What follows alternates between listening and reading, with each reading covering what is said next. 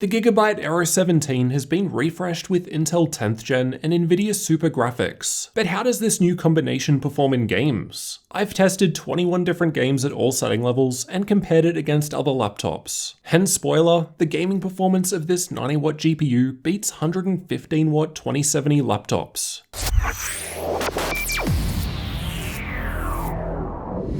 My configuration of Aero 17 has the Intel i7-10875H processor, which has 8 cores and 16 threads. There's Nvidia RTX 2070 Super Max-Q graphics, 16GB of memory and dual channel with a 17.3-inch 4K 60Hz screen. You can find different options and updated prices linked in the description. Although the Aero 17 isn't exactly designed to be a gaming laptop, with these specs it should still be capable of some excellent results, and should serve as a good reference of what sort of gaming performance to expect from this level of new hardware. The Gigabyte Control Center software lets you select different performance modes. I've tested with the highest options available with max fan speed for best performance. We'll only be covering gaming performance in this video. We'll start by looking at all 21 games at all setting levels, then compare the Aero 17 with some other laptops afterwards. Red Dead Redemption 2 was tested using the game's built-in benchmark tool. As a resource-heavy test, the lower ultra result is expected, though 70 FPS at high settings and near 100 at low is a good result. Battlefield 5 was tested in campaign mode. I've got the results with RTX enabled, shown by the green bars, and RTX off, shown by the purple bars. RTX was playable at low and medium settings,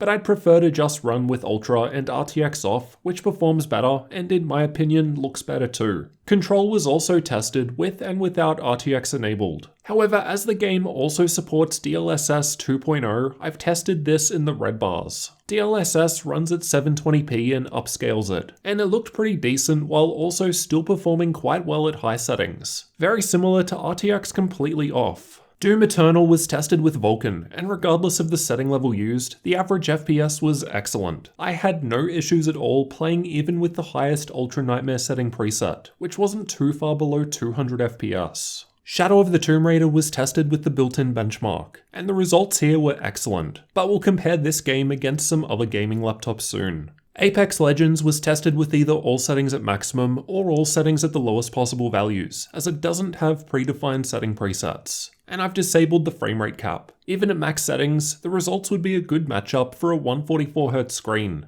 Call of Duty Modern Warfare was tested in campaign mode, and I've also tested it with the settings either maxed out or at minimum. Max settings was still playing smoothly. The 1% low was above even the 60Hz refresh rate of my 4K panel, while above 100 FPS was possible at minimum settings. Borderlands 3 was tested using the game's built-in benchmark, and even the highest setting preset was still able to average above 60 FPS in this test. Ghost Recon Breakpoint was also tested with the benchmark tool, and it is fairly resource heavy at higher settings too, though it was still able to average above 70 FPS maxed out. A good result for this game, while high settings was still above 100 FPS. Fortnite was tested with the replay feature, and it generally runs quite well on basically any modern hardware. So even at epic settings, the 1% low was above 100 FPS, with well over 300 FPS achieved at low settings. Absolutely no issues at all here. Overwatch is another less demanding game and was tested in the practice range. Again, even with epic settings, it's performing very well without any problems at all, while the 300 FPS frame cap was being hit at low and medium settings. CSGO was tested using the Ulletical FPS benchmark, and the performance here was noticeably better when compared to most of the other 9th gen laptops I've been testing for the last year, perhaps owing to the higher turbo boost speeds of the new 10th gen i7.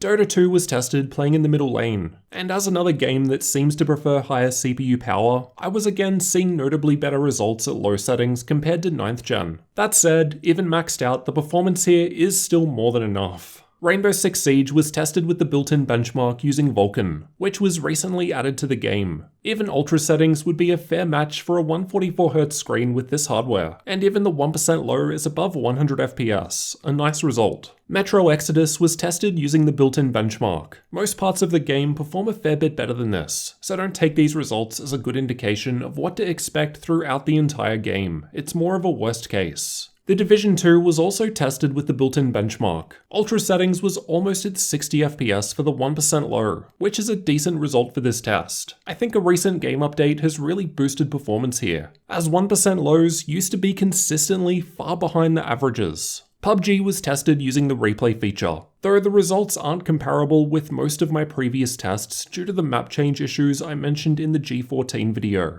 Regardless, it was still running near 100 FPS at ultra settings in my random playthrough. Assassin's Creed Odyssey was tested with the built-in benchmark, and is one of the more resource-heavy games tested here. Almost 60 FPS was hit at ultra-high settings, which doesn't sound great, but for this game it's actually quite good as far as laptop hardware is concerned. Far Cry New Dawn was also tested with the game's benchmark, and the results are a little better compared to many of the previous 9th gen laptops I've covered. The extra CPU power is likely helping out in this test. The Witcher 3 was playing fine even with max settings. However, stepping down to high settings improved the performance a fair amount while still looking pretty good in my opinion. This is probably the oldest game I still test, so I've got years worth of data to compare to in other videos if you're interested. F1 2019 was tested using the game's benchmark tool, and as is usually the case in this test, the performance at ultra high settings looked good, but like the last game, stepping back just one setting preset was able to offer a decent boost. Let's also take a look at how this config of the Aero 17 compares with other laptops. Use these results as a rough guide only, as they were tested at different times with different drivers. In Battlefield 5, I've got this Aero 17 highlighted in red near similarly spec'd machines. The results were fair in this game. The average FPS of the 2070 Super Max-Q is keeping up with many of the other 2080 Max-Q laptops that I've previously tested. However, the results were more interesting in the other titles. These are the results from Far Cry 5 with ultra settings in the built-in benchmark. This test tends to favor CPU power, and the 8-core 10th gen processor can actually hit some nice speeds in this chassis. I'll show that in depth in the upcoming thermal testing video. Anyway, the results in this game are some of the best out of all laptops tested. Likely only behind the Triton 500 at the top, as that lets you disable the integrated graphics, which boosts performance.